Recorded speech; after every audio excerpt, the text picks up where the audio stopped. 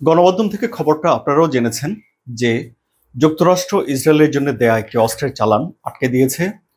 Joe Biden অস্ত্র দেয়া বন্ধ করে দেওয়ার হুঁশিয়ারিও উচ্চারণ করেছে।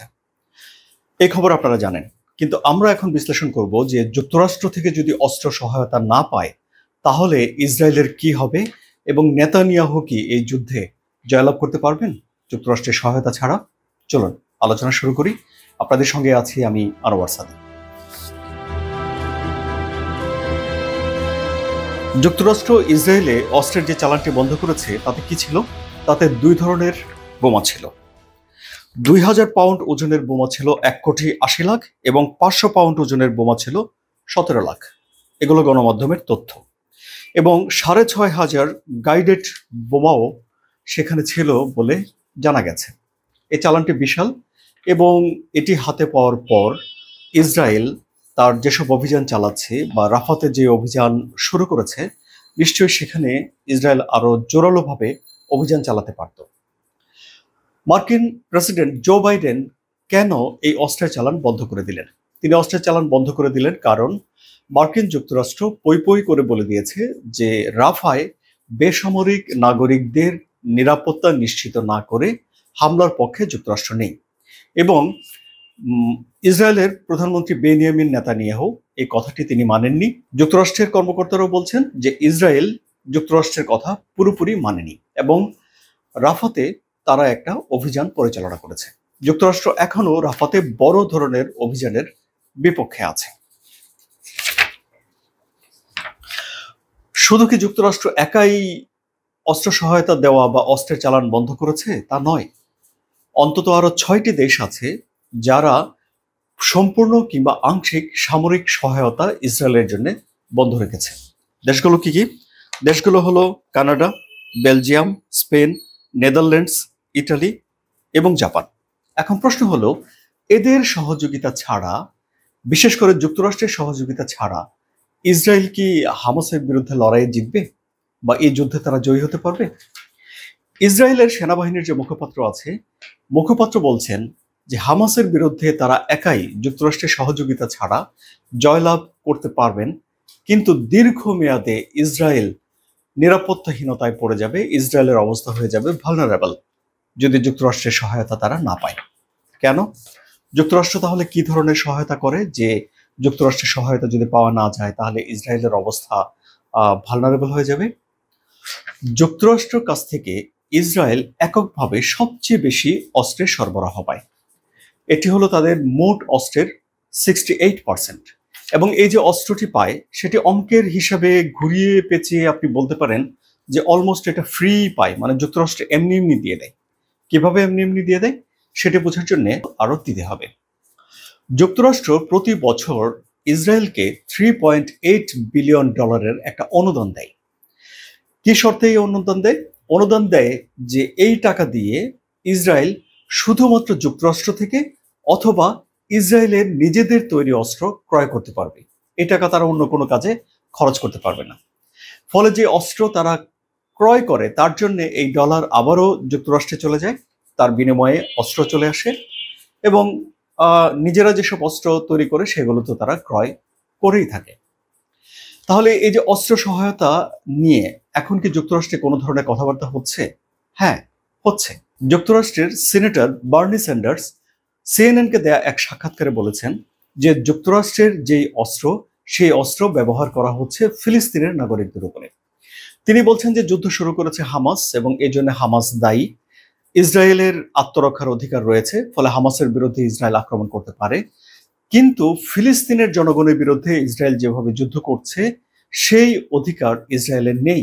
অর্থাৎ ইসরায়েলকে আক্রমণ করতে হবে হামাসকে, কিন্তু ফিলিস্তিনের নাগরিকদেরকে আক্রমণ করা বা তাদেরকে নির্যাতন করা এটি ইসরায়েলের অধিকারে পড়ে না। এবং বার্নি স্যান্ডার্স মনে করেন যে যুক্তরাষ্ট্রের অনেক মানুষ, বেশিরভাগ মানুষ এখন এই কথাটিকে বিশ্বাস করে এবং এই যে ছাত্র আন্দোলন হলো, এই ছাত্র আন্দোলন হামাসের পক্ষে নয় বলে তিনি মনে করেন এবং তিনি মনে করেন যে এই চিন্তা ভাবনাগুলো যারা ছাত্র আন্দোলনে জড়িয়ে পড়েছে তাদের ভিতরে আছে। সুতরাং এই অস্ত্র সহায়তা নিয়ে, ইসরায়েলকে সহায়তা নিয়ে এক ধরনের আলোচনা যুক্তরাষ্ট্রের ভেতরেও আছে। এই অনুদানের বাইরেও যুক্তরাষ্ট্র সাম্প্রতিক সময়ে মানে $17 বিলিয়ন একটি সহায়তা অ্যাপ্রুভ করেছে, অনুমোদন করেছে ইসরায়েলের জন্য। কেন?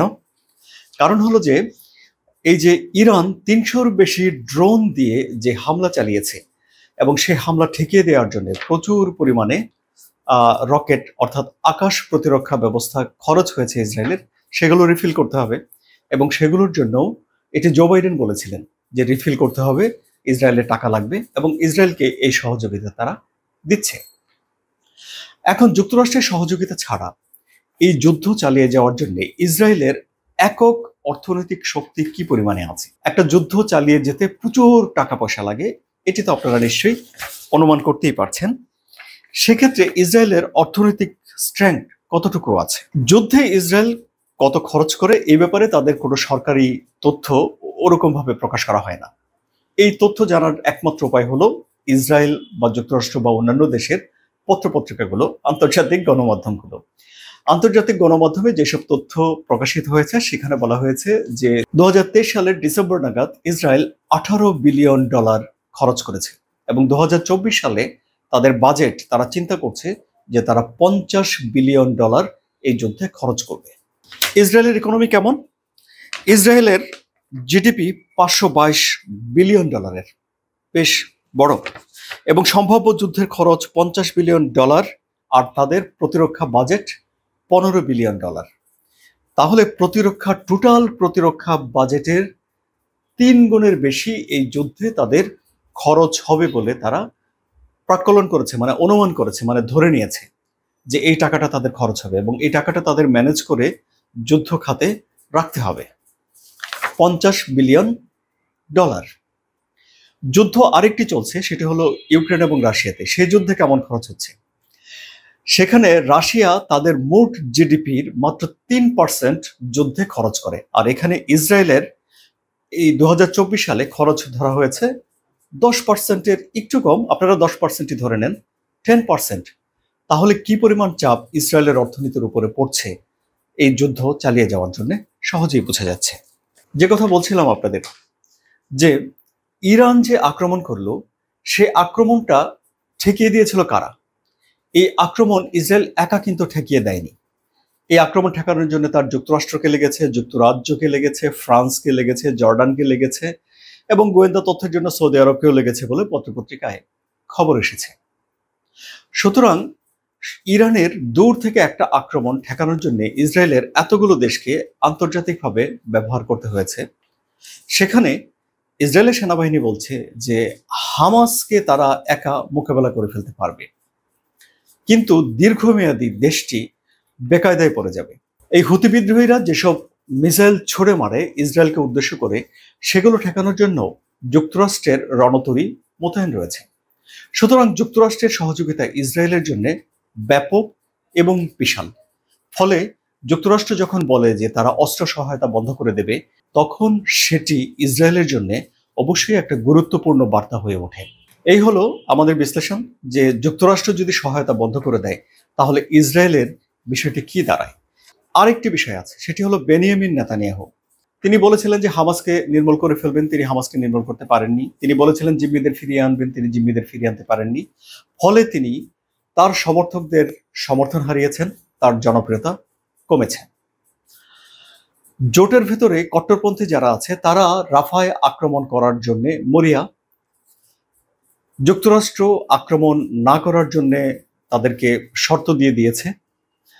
এখন বেনিয়ামিন নেতানিয়াহু যুক্তরাষ্ট্রের কথাকে উপেক্ষা করে তার জোটের কথা মানতে হচ্ছে।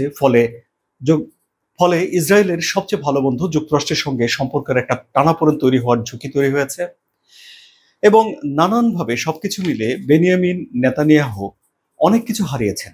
কথায় বলে যে সবকিছু হারিয়ে ফেলে সে লোক ভয়ঙ্কর। আগামী দিনে ইসরায়েল কি করবে সেটি এখন দেখার বিষয়। আপনাদের কি মনে হয় বেনিয়ামিন নেতানিয়াহু এরপর কি করতে পারেন? কমেন্টে জানান। আলোচনা ভালো লাগলে সাবস্ক্রাইব করুন। ধন্যবাদ সবাইকে।